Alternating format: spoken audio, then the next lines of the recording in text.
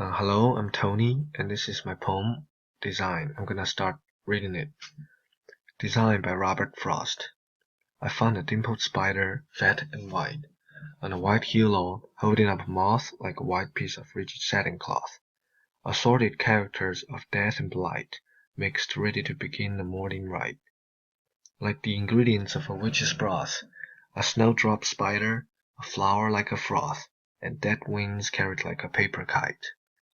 What had that flower to do with being white, the wayside blue and innocent halo?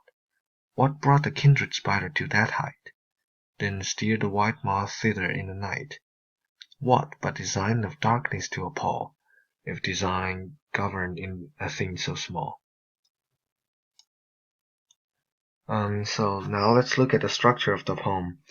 This poem has two stanzas, and the first stanza has 8 lines, and the second stanza has 6 lines, and each line has 10 syllables. And in the first stanza, you can see a rhyming pattern at the very end, at the end of each line.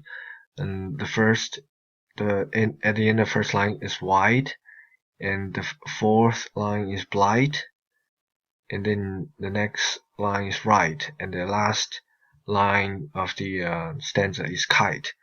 And the other 4 lines are moth, cloth, broth, and froth. So they are also another rhyming pattern.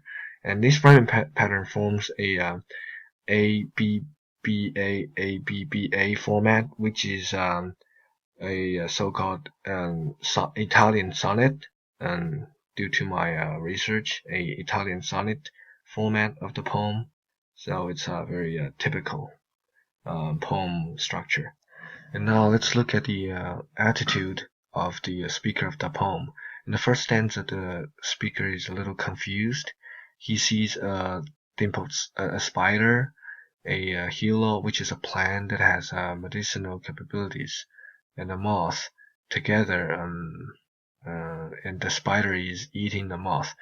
The hilo is supposed to be a blue, as it's gonna mention in the second stanza, but here is they appear that in the same color white, so which makes the speaker doubt the bizarre nature and the bizarre coincidence of what he sees. And as the speaker introduces the spider eating the moth, an emotion of grief and sadness and is in the first stanza, as he mentioned about dead wings and witch's broth, which delivers a feeling of darkness. So these tones are expressed in the first stanza here. And then in the second stanza the speaker of the poem starts to ask a bunch of questions of the nature he observes, as described in the first stanza. Like, what had the flower to do with being white, and why the white spider has to be on that hilo, the white hilo, and eating a white moth? And all these scene full of darkness are a bunch of coincidences, and it's like deliberately designed to be like that. So the author is confused and wanted to know if there is something creating all this stuff, and if it's created, why it's a scene full of such darkness. And in this stanza, his attitude would be described as a little sad and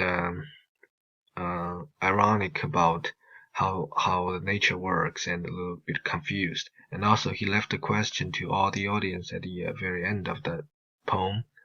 So he's leaving the space for all his audience to think about. So several literary devices are used in the poem. So the first one is rhyme. Obviously, we're talking rhyming pattern. He uses rhymes at the end of each line, and even including the second stanza, being white or hilo, and that height, and in the night.